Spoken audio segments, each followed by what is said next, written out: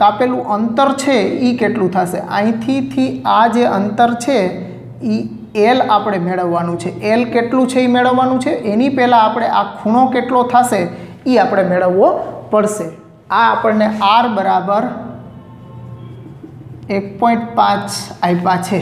Okay, તો હવે આપણે લઈ કે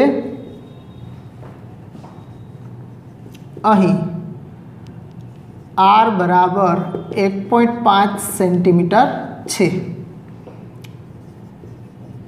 ઘડિયાળનો મિનિટ કાંટો 60 મિનિટમાં એક પરિભ્રમણ પૂર્ણ કરે છે. એટલે કે 2π રેડિયન જેટલો ખૂણો બનાવે છે. તેથી 60 મિનિટમાં બનતો ખૂણો બરાબર 2π રેડિયન. તો 40 મિનિટમાં બનતો ખૂણો કેટલો? તો આ થીટા બરાબર 40/60 ગુણ્યા 2π. તો આ 20 દુ 40 ને 20 તેરી 60 એટલે થીટા મળશે આપણને 2 દુ 4 4π/3 રેડિયનનો ખૂણો. એટલે આની મદદથી આપણે થીટા મેળવી લીધો છે. હવે થીટા પર અને આર છે આપણી પાસે, એની મદદથી આપણે એલ મેળવવાનો છે. તો થીટા અને આરની મદદથી એલ મેળવવા માટે આપણી પાસે સૂત્ર શું છે? તો કે હવે એલ બરાબર આર ગુણ્યા થીટા, અથવા તો થીટા બરાબર L/R પણ લઈ શકો, અથવા તો ડાયરેક્ટ એલ બરાબર આર ગુણ્યા થીટા. તો હવે આની અંદર કિંમત મૂકી દઈએ તો એલ બરાબર આર છે આપણી પાસે 1.5, એને ગુણ્યા થીટા છે 4π/3. તો એલ બરાબર 1.5 ગુણ્યા 4 ગુણ્યા, હવે પાઈની કિંમત આપણે આમાં કીધી છે 3.14 લેવાની છે. તો આ 3.14 અને એને ડિવાઈડ બાય 3.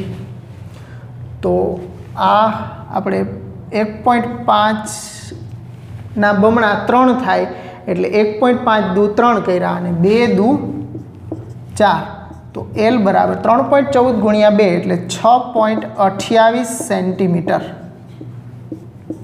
ઓકે, તો આપણને કાંટાએ કાપેલું અંતર છે એ ચાપની લંબાઈ થશે એટલે એ 6.28 સેન્ટીમીટરનું અંતર કાપશે 40 મિનિટની અંદર. ઓકે, એટલે અહીંયા થોડી સિમ્પલ ત્રિરાશિની મદદથી ખૂણો મળી જશે અને એના પછી આર આપ્યો છે આપણને 1.5 સેન્ટીમીટર. પછી સૂત્ર લઈ અને એની મદદથી તમને કેટલી કાંટાએ કાપેલું અંતર કેટલું થશે એટલે કે ચાપની લંબાઈ કેટલી થશે એ આપણને મળી જશે.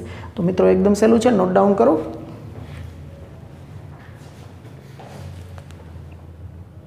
ચાલો વિદ્યાર્થી મિત્રો, ઉદાહરણ નંબર 5ની રકમની અંદર જુઓ કે બે વર્તુળોમાં સમાન લંબાઈના ચાપ તેમના કેન્દ્રો આગળ અનુક્રમે 65° અને 110° માપના ખૂણાઓ બનાવે તો તેમની ત્રિજ્યાઓનો ગુણોત્તર. આપણે છેલ્લો પોઈન્ટ જે થિયરીમાં લખ્યો હતો ને કે ત્રિજ્યાનો ગુણોત્તર મેળવવો હોય ત્યારે r1/r2 બરાબર θ2/θ1, આ સૂત્રની મદદથી આપણે ત્રિજ્યાનો ગુણોત્તર મેળવી શકીએ.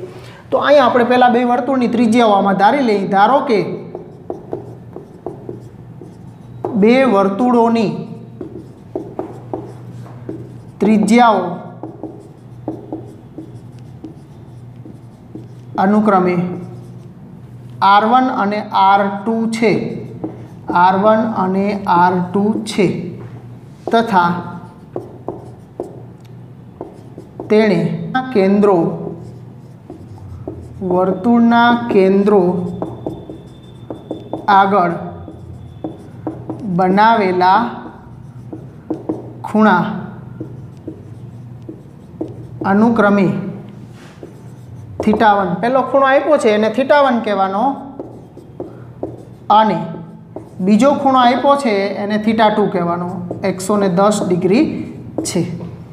હવે વર્તુળોની ત્રિજ્યાનો ગુણોત્તર r1/r2 बराबर θ2/θ1। तो θ2 છે 110 અને છેદમાં θ1 છે 65। तो आ આપણને મળ્યું આ 22 पंचा થશે 110 અને 13 पंचा। तो 5 કેન્સલ કરો तो r1/r2 આપણને મળશે 22/13। तो આપણને આ ત્રિજ્યાનો ગુણોત્તર મળ્યો 22/13। આવું તમને અહીંયા θ1 અને θ2 આ બે બદલાવી નાખવામાં આવે તો એને સંગત જે કંઈ છેદ ઉડતા હોય ઉડાડવાના।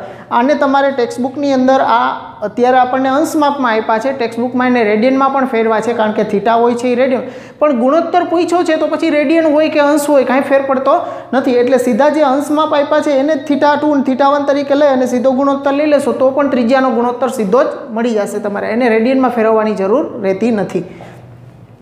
तो आ रीते छे। स्वाध्यायनी अंदर पण एक दाखलो छे आ ज रीते सेम टू सेम छे, खाली गुणोत्तर बदलवानो छे। तो ये तमने होमवर्क में आपीश त्यारे हूँ तो आ पेला नोट डाउन करी ल्यो।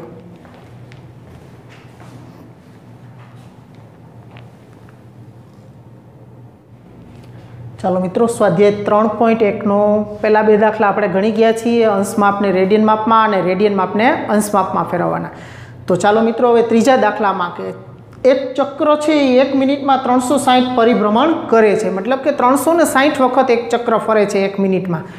तो ते 1 सेकंड में केटला रेडियन माप जेटलू फरशे, केटला रेडियन माप जेटलू फरशे एवुं पूछ्युं छे आपणने।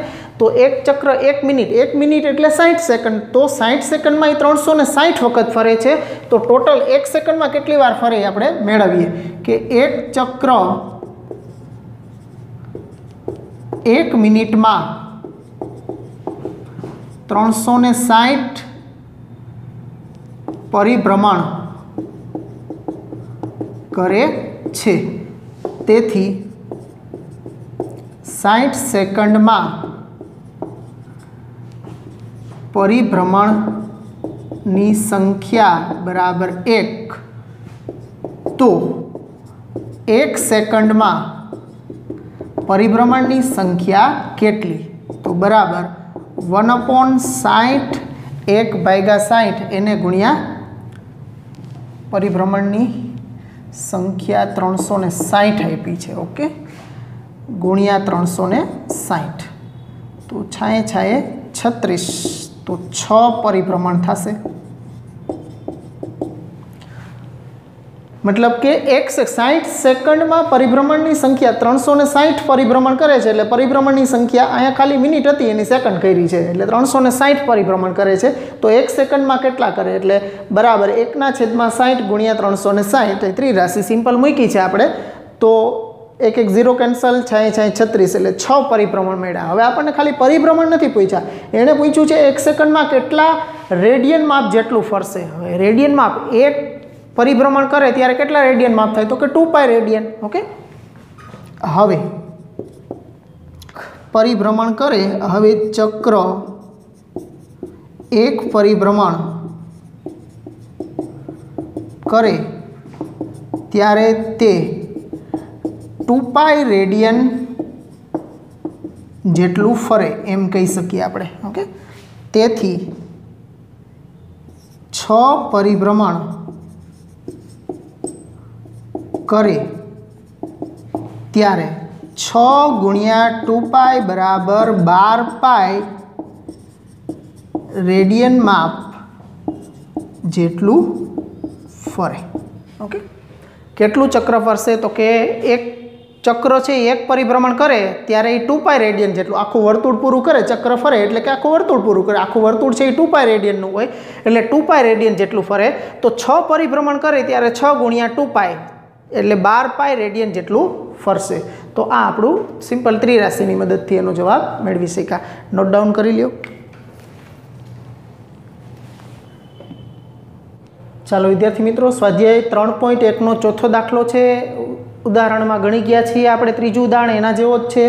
100 सेंटीमीटर त्रिज्यावाळा वर्तुळना चापनी लंबाई 22 सेंटीमीटर होय तो तेणे केंद्र आगळ बनावेला खूणानुं અંશમાં પૂછ્યું છે, આ ખાસ ધ્યાનમાં રાખવાનું, કારણ કે આપણને જે થીટા બરાબર L/R સૂત્રથી જે ખૂણો મળશે એ ખૂણો તો આપણને રેડિયનમાં મળશે. રેડિયનને તમારે ફરી પાછું અંશમાપમાં ફેરવવું પડશે છેલ્લે. શું પૂછ્યું છે એ ખાસ ધ્યાનમાં રાખવાનું. એટલે અહીંયા તમને ત્રિજ્યા આપી દીધી છે, R બરાબર 100 સેન્ટીમીટર છે, પછી ચાપની લંબાઈ પણ આપી દીધી છે, L બરાબર 22 સેન્ટીમીટર છે. તો તમારે સીધું સૂત્ર જ લેવાનું, થીટા બરાબર L/R.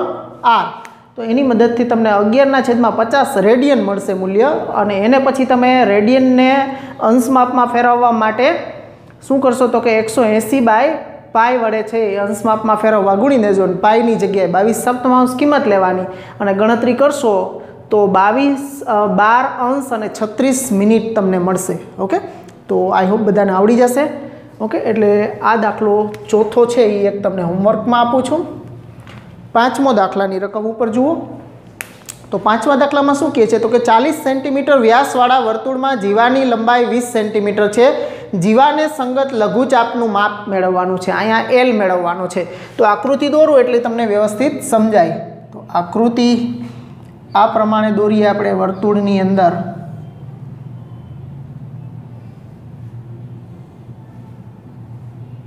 O, A અને B. 40 સેન્ટીમીટર વ્યાસ છે. હવે વ્યાસ જો 40 સેન્ટીમીટર હોય તો આપણને ખબર છે કે વ્યાસ કરતાં ત્રિજ્યા છે એ કેવી હોય? અડધી હોય. તો આ 40 સેન્ટીમીટર છે તો ત્રિજ્યા R છે એ કેટલું થશે? 20. આ 20, આ પણ 20. અને જીવા A અને B ને જોડી દઈએ તો આ રેખાખંડ AB છે એ જીવા થાય. રેખાખંડ AB જીવા થાય તો એ પણ 20 આપ્યું છે. ઓકે, તો અહીંયા બનતો ખૂણો, હવે અહીંયા જોશો તો આ અંદર ત્રિકોણ જે તમને દેખાય છે OAB, જેની ત્રણેય બાજુ 20 20 20 થઈ ગઈ. એનો મતલબ કે એ કેવો ત્રિકોણ થઈ ગયો તો કે સમબાજુ ત્રિકોણ થઈ ગયો.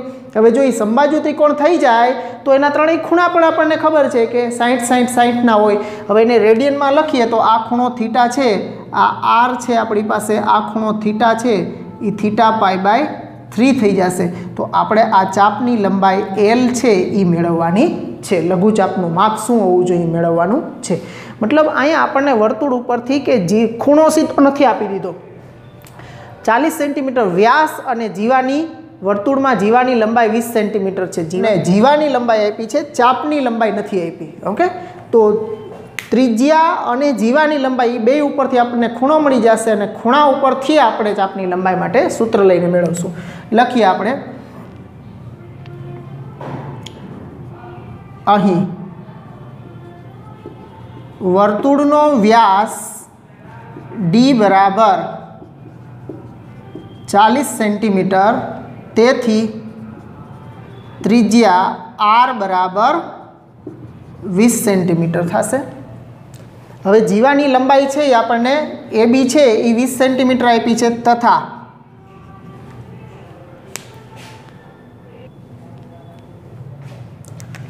તથા વર્તુળની જીવા રેખાખંડ AB, આ જીવા AB બરાબર 20 સેન્ટીમીટર છે. તેથી ત્રિકોણ AOB માં OA બરાબર OB બરાબર AB હોવાથી ત્રિકોણ AOB સમબાજુ ત્રિકોણ થાય. આ ત્રિકોણ સમબાજુ ત્રિકોણ થઈ ગયો તો એના ઉપરથી ખૂણા છે એ બધા 60 60 ના હોય. તેથી થીટા બરાબર માપખૂણો AOB બરાબર π/3. ઓકે, એટલે આ ખૂણો અને R બે મળી ગયા. હવે લઘુચાપની લંબાઈ આપણે જોઈ છીએ એટલે એના માટે સૂત્ર લઈ. હવે ધારો કે લઘુચાપની લંબાઈ L છે, તેથી L બરાબર R into theta. Okay, theta બરાબર L/R કહો કે L બરાબર R ઇન્ટુ થીટા. તો બે કિંમત મૂકી દઈએ આપણે.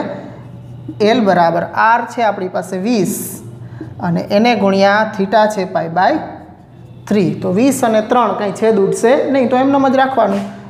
L બરાબર 20 π/3 સેન્ટીમીટર આ આપણને લઘુચાપની લંબાઈ મળી ગઈ છે। તો આકૃતિ ઉપરથી જ આપણે કરવાનું છે, એક્ઝામમાં પણ આકૃતિ દોરવાની। તો આ રીતે દાખલો છે એ ચોથો દાખલો હોમવર્કમાં, પાંચમો દાખલો છે એ પ્રમાણે નોટ ડાઉન કરી લ્યો મિત્રો। ચાલો સ્વાધ્યાય 3.1 નો છઠ્ઠો દાખલો છે। એમાં બે વર્તુળોમાં સમાન લંબાઈના ચાપ કેન્દ્ર આગળ 60° અને 75° ખૂણા બનાવે તો તેમની ત્રિજ્યાઓનો ગુણોત્તર શોધો। આપણે ઉદાહરણ લાસ્ટ ઉદાહરણ જે ગણ્યું હતું ઉદાહરણ 5 એની અંદર આપણે આવો દાખલો કર્યો હતો। ત્યાં આપણને ખૂણાઓ 65 અને 110 આપ્યા હતા, અહીંયા 60 અને 75 આપ્યા છે। તો આ તમારો થઈ ગયો θ1 અને આ થઈ ગયો θ2। તો r1/r2 બરાબર θ2/θ1, θ2 75 અને θ1 છે 60, તો 15/5 અને 15/4 તો 5/4, 5/4 ગુણોત્તર મળશે તમને આની અંદર। ઓકે, તો આ ગુણોત્તર 5/4 મળશે તમને। તો આ દાખલો પણ ઉદાહરણ 5 જેવો છે એટલે તમને હોમવર્કમાં આપી દઉં છું HW। હવે દાખલા 7 ઉપર આવીએ। છેલ્લો દાખલો છે સ્વાધ્યાય 3.1 નો। જો 75 સેન્ટીમીટર લંબાઈવાળા લોલકનું અંત્ય બિંદુ 10 સેન્ટીમીટર, 15 સેન્ટીમીટર અને 21 સેન્ટીમીટરના ચાપ બનાવે, એટલે ચાપની લંબાઈ આપણને 3 જુદી જુદી આપી છે, મતલબ એક જ દાખલાની અંદર 3 જુદી જુદી ચાપ માટે આપણે દાખલા ગણવાના છે। એટલે 3 વખત આપણે એ ચાપે બનાવેલા ખૂણા મેળવવાના છે, એ રેડિયન માપમાં મેળવવાના છે। તો એ આપણને રેડિયનમાં જ મળશે। જો અંશ માપ કીધું હોત તો આપણે એને ફેરવવા પડે। તો અહીંયા આપણને ચાપની લંબાઈ દરેકમાં આ 75 સેન્ટીમીટર લંબાઈવાળું લોલક છે, એટલે લોલક એટલે એની ત્રિજ્યા થઈ। તમને અહીં આકૃતિ બતાવું તો આ રીતે વાત થાય છે, આ રીતે ફિઝિક્સમાં દોરતા હોય એ પ્રમાણે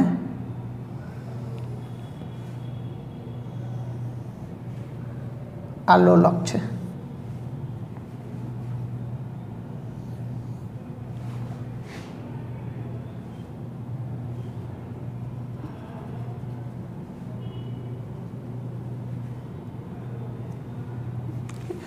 આ લંબાઈ જે આપી છે અહીંથી, તો આમ આખું અહીંથી આમ દોરો તો આ વર્તુળ જ થઈ ગયું ને આખું। ઓકે, પણ લોલકની લંબાઈ જેટલી આપી છે એ આપણી ત્રિજ્યા થશે, એટલે r બરાબર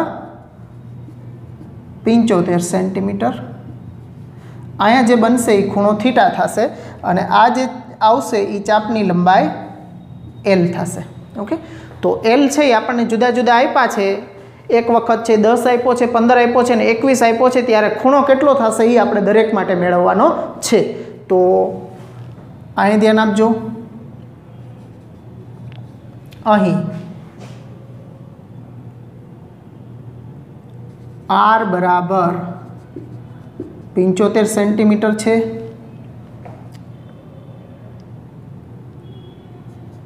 પહેલું ચાપની લંબાઈ l બરાબર પહેલા માટે 10 સેન્ટીમીટર લઈએ છીએ, 10 સેન્ટીમીટર, તેથી થીટા બરાબર l/r। તો l છે આપણી પાસે 10 અને આ છે 75, તો 5 દુ 10 અને 15 પંચા 75 એટલે 2/15 રેડિયન આપણને ખૂણો મળ્યો છે। ઓકે, એટલે 10 સેન્ટીમીટર ચાપની લંબાઈ હોય ત્યારે ખૂણાનું માપ છે એ આપણને, ત્યારે ખૂણાનું માપ 2/15 રેડિયન મળ્યું છે। હવે બસ ખાલી તમારે L2 અને 3 નંબર માટે તમારે ખાલી બદલતું જવાનું છે। 2 લખો ત્યારે ચાપની લંબાઈ L બરાબર 15 સેન્ટીમીટર લેવાની અને એમાં પણ તેથી થીટા બરાબર l/r કરી અને કિંમત મૂકી અને કરવાનો છે। અને ત્રીજું કરો ત્યારે ચાપની લંબાઈ l બરાબર 21 સેન્ટીમીટર છે। ચાપની લંબાઈ એમાં 21 સેન્ટીમીટર લેવાની તમારે અને એમાં પણ થીટા બરાબર l/r કરી અને એમાં પણ તમે મેળવજો। એ બે તમારે કરવાના છે આ। ઓકે, તો આ જ રીતે આપણે લોલક આપ્યું હોય ત્યારે લોલકની લંબાઈ છે એ ત્રિજ્યા થઈ જાય અને લોલક જેટલું આ રીતે ફરશે એની ચાપની લંબાઈ થાય અને જેટલું આ પ્રમાણે ફરતું હોય એ પ્રમાણે અહીંયા જે એના જોડાણ આગળનો જે ખૂણો હોય એ ખૂણો થીટા થશે। તો આઈ હોપ બધાને છે એ સ્વાધ્યાય આખું સમજાઈ ગયું હશે। મિત્રો, પ્રેક્ટિસ કરવી ખૂબ જ જરૂરી છે, એટલું ધ્યાન રાખજો. ખાલી સમજી લેવાથી કે જોઈ લેવાથી કામ આપણું નથી પતી જતું. હું લખાવું છું એવું તમે ફરી પાછા લખી શકવા જરૂરી છે. એટલે મિત્રો એક વખત છે રફમાં તમારું હોમવર્ક જેને કહો છો એ મોઢે કરવાનું છે, નહીં કે જોઈને. હા, પહેલાં જુઓ તો એનો વાંધો નહીં કે પહેલાં દાખલા તમે સ્વાધ્યાયના કે અથવા તો 5 ઉદાહરણ જોઈ લીધા, વ્યવસ્થિત સમજી લીધા અને પછી એવું જ લખાણ છે એ તમારાથી લખાઈ શકે છે કે નહીં. જો મિત્રો ખાસ થિયરીનો જ ઉપયોગ હોય છે એટલે દાખલાની રકમ સમજો અને રકમ પ્રમાણે જે શું આપ્યું છે ડેટા અને શું મેળવવાનું છે આના અનુસંધાને કામ કરવાનું હોય છે. એટલે એકદમ સહેલા દાખલાઓ છે મિત્રો. તો અહીં સુધી રાખીએ મિત્રો આપણે સ્વાધ્યાય 3.1 સુધી. આવતા પીરિયડની અંદર હવે આપણે આ ખૂણાઓનો આખો ટાઈપ આપણે પૂરો કર્યો છે. હવે નેક્સ્ટ પીરિયડથી આપણે આપણું જે ચેપ્ટરનું નામ છે એના ગુણગાન ગાવાના થશે, મતલબ ત્રિકોણમિતીય વિધેયોનો અભ્યાસ છે હવે નેક્સ્ટ પીરિયડથી કરશું. અહીં સુધી રાખીએ. આવજો મિત્રો. Good bye.